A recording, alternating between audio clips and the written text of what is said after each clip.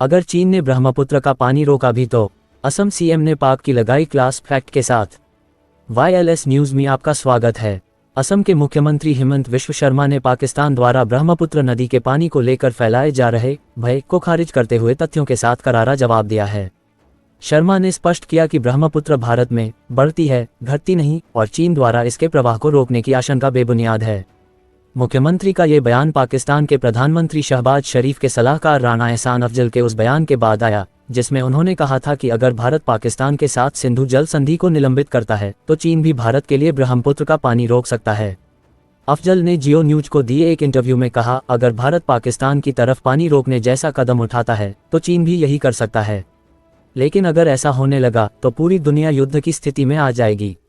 इस पर प्रतिक्रिया देते हुए शर्मा ने सोशल मीडिया प्लेटफॉर्म एक्स पर लिखा, भारत द्वारा सिंधु जल संधि से निर्णायक रूप से हटने के बाद पाकिस्तान अब एक नया काल्पनिक डर गढ़ रहा है। अगर चीन ब्रह्मपुत्र का पानी भारत की तरफ रोक दे तो ये पूरी तरह से एक काल्पनिक और तथ्यहीन नैरेटिव है। बढ़ते हैं आगे की खबर में। अयोध्या राम मंदिर लाइव, सज गई अयोध्या नगरी, दूसरी प्राण प्रतिष्ठा शुरू, राजा राम होंगे विराजमान। राम मंदिर में 3 जून को सुबह 6:30 बजे से दूसरे प्राण प्रतिष्ठा समारोह की शुरुआत हो गई है। ये समारोह 3 जून से लेकर 5 जून तक चलेगा। इस दौरान राम जन्मभूमि के पहले तल पर राम दरबार, परकोटा के 6 मंदिर, शिवलिंग, गणपति, हनुमान, सूर्य, भगवती और अन्नपूर्णा, साथ में शेषावतार मंदिर, इन 8 मंदिर में देव विग्रह की प्राण प्रतिष्ठा होगी। इसके लिए राम मंदिर को सुंदर रोशनी से सजाया गया है। बता दें कि साल 2024 में 22 जनवरी को भगवान श्री राम बालक स्वरूप में स्थापित किए गए थे। अब दूसरी प्राण प्रतिष्ठा में भगवान राम राजा के रूप में स्थापित किए जाएंगे। राम मंदिर के पहले तल पर राजा राम का दरबार होगा। इस दरबार में भगवान राम, उनके अनुज लक्ष्मण, भरत, शत्रुघ्न, माता जानकी और सेवक हनुमान होंगे। अयोध्या राम नगरी में उमड़ा आस्था का सैलाब। राम दरबार की स्थापना पर दूर दराज से अयोध्या पहुंच रहे हैं श्रद्धालु। श्रद्धालुओं में बालक राम के बाद राजा राम की स्थापना को लेकर है उत्साह। राम मंदिर के प्रथम तल पर आज चल रहा है प्राण प्रतिष्ठा का आयोजन। सुबह 6:30 शुरू हुआ है राम दरबार समेत परकोटा के 6 मंदिर समेत शेषावतार मंदिर की प्राण प्रतिष्ठा का दौर। 108 वैदिक देश के अलग अलग धार्मिक स्थलों के कर रहे हैं धार्मिक पूजन। मुख्य आचार्य जयप्रकाश कर रहे हैं प्राण प्रतिष्ठा का पूजन। राम मंदिर परिसर में शुरू हुआ राम दरबार समेत परकोटे के मंदिरों की प्राण प्रतिष्ठा का महोत्सव।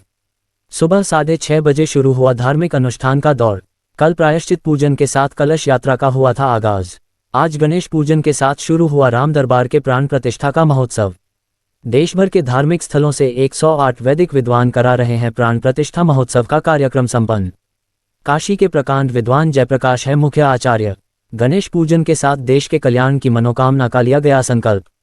पुण्यार्जन, दुर्गा पूजन, नांदी श्राद्ध और पंचांग कर्म के साथ आज की जाएगी अग्नि की स्थापना। सभी मूर्तियों का आज होगा जलादिवास। बढ़ते हैं आगे की खबर में। देश में तेजी से पांव पसार रहा कोरोना। 24 घंटे में 4 लोगों की मौत, 3961 हुई एक्टिव मामलों की संख्या। भारत में कोविड के सक्रिय मामलों की संख्या बढ़कर 3961 हो गई है।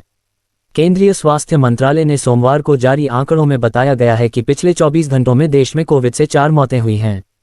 दिल्ली, तमिलनाडु, महाराष्ट्र और केरल में रविवार से एक मरीज की मौत हुई है। इस वर्ष जनवरी से अब तक देश में कोविड से 32 मौतें हो चुकी हैं। कोविड के बढ़ते मामलों के बीच स्वास्थ्य विशेषज्ञों ने कहा कि घबराने की कोई जरूरत नहीं, क्योंकि संक्रमण गंभीर नहीं है। नए सब वेरिएंट्स NB.1.8.1 और LF.7 के कारण मामले बढ़ रहे हैं, लेकिन अधिकांश मरीज होम केयर में हैं।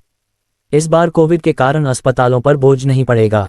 हालांकि कोविड से बचने के लिए सतर्कता बरतनी चाहिए। जानिए कहां कितने मामले। दिल्ली में कोविड के 47 नए मामले सामने आए हैं, जिससे राष्ट्रीय राजधानी में सक्रिय मामलों की कुल संख्या 483 हो गई है। केरल में मामलों की संख्या 1435 हो गई है। महाराष्ट्र में कोविड के 21 नए मामले मिलने से राज्य सक्रिय मामलों की संख्या 506 हो गई है। बंगाल में कोविड के 44 नए मामले मिले हैं। बंगाल में सक्रिय मामलों की संख्या 331 हो गई है। दिल्ली एम्स में सामुदायिक चिकित्सा केंद्र के additional professor doctor Harshal R Salve ने कहा, घबराने की कोई आवश्यकता नहीं है। हालांकि प्रारंभिक चरण में कोविड की लहर को काबू करने के लिए सर्विलांस सिस्टम को मजबूत करने की जरूरत है। बढ़ते हैं आगे की खबर में। पंजाब से पाकिस्तानी जासूस गिरफ्तार। ऑपरेशन सिंदूर के दौरान इसी को दे रहा था खुफिया जानकारी। देश से जासूसों के पकड़े जाने की खबरें लगातार सामने आ रही हैं। पंजाब पुलिस ने अब एक और शख्स को गोपनीय जानकारी साझा करने के आरोप में गिरफ्तार किया है। पंजाब पुलिस ने जानकारी साझा करते हुए कहा कि काउंटर इंटेलिजेंस पंजाब से मिली सूचना के आधार पर तरनतारन पुलिस ने एक संयुक्त अभियान में गगनदीप सिंह उर्फ गगन नाम के व्यक्ति को गिरफ्तार किया है। जानकारी के अनुसार गिरफ्तार आरोपी पाकिस्तान ISIS और खालिस्तान समर्थक गोपाल सिंह चावला के संपर्क में था और ऑपरेशन सिंदूर के दौरान सेना की गतिविधियों से संबंधित संवेदनशील जानकारी साझा कर रहा था। जानकारी के अनुसार जांच में पता चला है कि वह सेना की तैनाती, सेना से जुड़ी गतिविधियों और अन्य गोपनीय जानकारी साझा करने में लगा हुआ था, जिससे राष्ट्रीय सुरक्षा को खतरा हो सकता था। 943 पुल, 36 टनल। 30 साल बाद कश्मीर तक ट्रेन। 6 जून से दुनिया के सबसे ऊंचे पुल पर दौड़ेगी वंदे भारत। यात्रीगण कृपया ध्यान दें, जन्नत कश्मीर के लिए उम्मीदों की रेल शुरू होने जा रही है।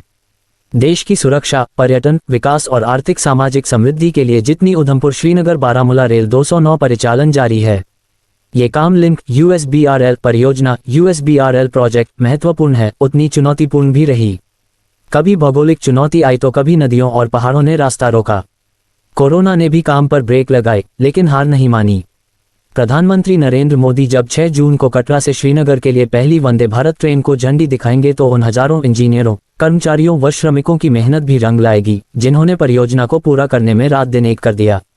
नदियों, पहाड़ों के बीच बनी ये परियोजना इंजीनियरिंग की करोड़ रुपए बेजोड़ मिसाल है। आइए जानें इस परियोजना की लागत के बारे में। 63 किलोमीटर बचा ट्रैक तैयार है, ट्रायल भी हो चुके हैं। परियोजना का ये 5वां व अंतिम चरण है। इसके शुरू होते ही कश्मीर रेल के जरिए देश से जुड़ जाएगा। 37,012 करोड़ रुपए परियोजना की लागत आई है। 1994-1995 में स्वीकृत हुई थी ये परियोजना और जनवरी 2025 में इसे पूरा कर लिया गया है। 272 किलोमीटर है Udhampur Srinagar Baramulla rail link USBRL परियोजना की कुल लंबाई। 209 किलोमीटर के ट्रैक पर रेल परिचालन जारी है। ये काम 4 चरण में पूरा किया जा सका है। कितने चरणों में पूरी हुई USBRL परियोजना? पहला चरण 118 किलोमीटर बारामूला काजीगुंड, यहाँ DMU चलती हैं और यह ट्रैक कश्मीर संभाग में पड़ता है। इस रेलखंड का उद्घाटन अक्टूबर 2009 में किया गया था। दूसरा चरण 18 किलोमीटर काजीगुंड बनिहाल, ये ट्रैक कश्मीर व जम्मू संभाग को जोड़ता है। इस खंड का शुभारंभ जून 2013 को हुआ था। यहाँ तक DMU बढ़ाई गई। तीसरा चरण 25 किलोमीटर उधमपुर कटरा, जम्मू संभाग के इस हिस्से में वंदे भारत सहित कई ट्रेनों की आवाजाही जारी है। जुलाई 2014 को इस खंड में रेल परिचालन शुरू हुआ था। चौथा चरण 48 किलोमीटर बनिहाल खड़ी संगलदान, ये ट्रैक भी जम्मू संभाग में पड़ता है। PM नरेंद्र मोदी ने 20 फरवरी 2024 को इसका उद्घाटन किया और DMU को बनिहाल से आगे संगलदान तक यात्रियों के लिए शुरू कर दिया गया। 5वां चरण 63 किलोमीटर कटरा रियासी संगलदान ट्रैक तैयार हो चुका है। 6 जून को यहां भी रेल परिचालन शुरू हो जाएगा और कश्मीर से जुड़ते ही परियोजना पूरी हो जाएगी।